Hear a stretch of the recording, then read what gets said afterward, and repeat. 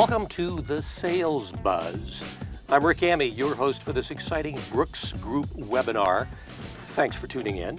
Today's topic, how to determine how good your sales team really is. And I'm here with Bill Brooks, CEO of the Brooks Group. Bill has been a sales consultant for 28 years. He heads the Brooks Group, an international sales and sales management consulting firm based in Greensboro, North Carolina. He has authored, count them, 18 books, including 3 national bestsellers. Let's get started. I'm sure everybody wants to know how really good their sales team is. And let me begin by asking this. Could a sales manager fool his or herself in assuming that they have a great sales team and they really don't? What do you think? Oh, of course. You know, so the question is, in comparison to what? Maybe you say, well, in comparison to everybody else in our industry, we're pretty good. Well, by the same token, how much better do you have to be to dominate in your industry?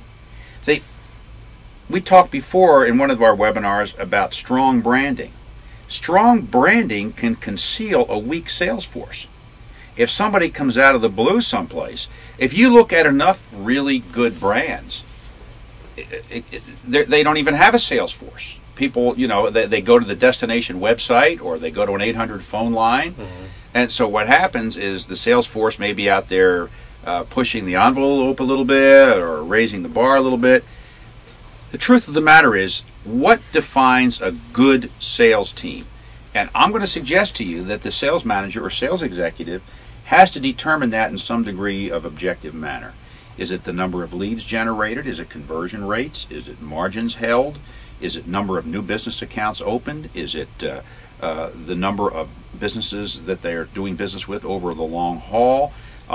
Is it accurate paperwork? I mean, the bottom line to it is, if you're operating in a void, you really don't know what the competition is doing. Not that you want to copy the competition, but you can really believe you're pretty good, you know, but you're not that good. Let me give you an example. The NCAA is broken down to Division I, II, and III. Mount Union is a great Division III school and has been for years.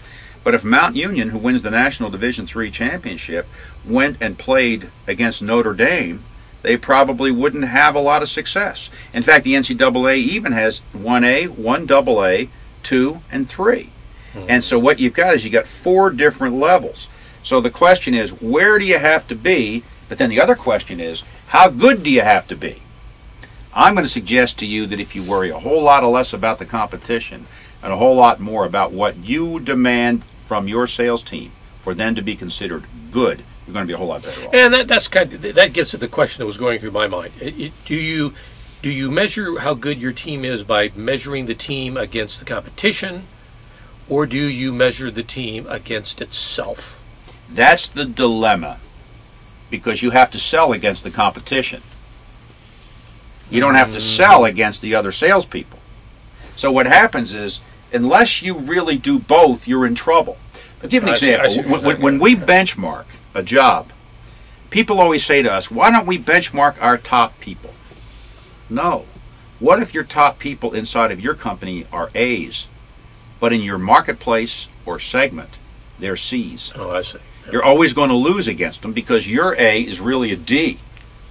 Mm-hmm. You see what I mean? Yeah. And so what happens is, you do have to compare them to a certain extent, because when you're out there, in most cases, you're not the only game in town. So you've got a sell against scenario. The question then is, you know, how much market do you want? How much share do you want? What do you want to do with your business? But I want to tell you something. I really believe that if you do ongoing training, coaching, curbside coaching, joint call audits, hold them accountable, keep track of the numbers, and hire the right people, you're going to have a good sales team. Now, what happens with some people, and this is an interesting situation, we've had clients over the years that thought they were great, and then a couple of years ago, when the economy tanked, mm-hmm. I can't tell you how many calls we got from people saying, we really found out how ineffective our sales force was when things went south. But it was too little, too late. And what you're saying is that if you compare the sales team against itself, you're really kind of operating in a vacuum. Yeah. Yeah. I mean, you're not in the real world, and the real world is where you really need to be to find out how good you are. I mean, here, for example, there are two types of cultures that you can create inside of your sales team. One is a competitive culture, one's an achievement culture. You need a balance of the two. A competitive culture is when I compete against other members of the team. An achievement culture is when I compete against my own previous best. Mm-hmm. And you need to have a balance of the two, but then you have to really say, given our market position and where we are, how effective is our sales force in comparison to someone else's? But you don't worry about the someone else, because what that means is if they're superior, you're going to get more business, you're going to make more sales, you're going to get more margin. It will show in this process. Now, if you use what we call end process evaluation to determine how good they are, you're in trouble. What you want to use is in process evaluation. Okay, explain that. Okay, let me give you an example. Rick, let's say, for example, that you judge your sales force by how many widgets they sell. You're looking at what? End results.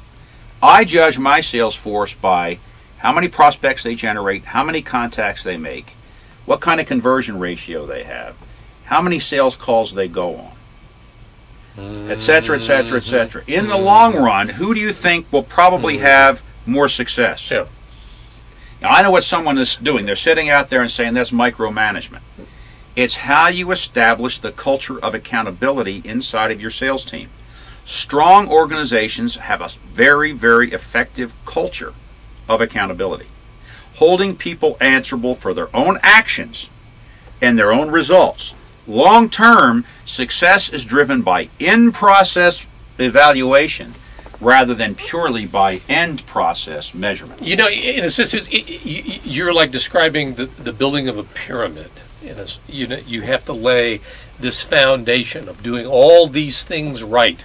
And if you build the foundation piece by piece and all those things together, then eventually it reaches to the peak, which is where the great sales are.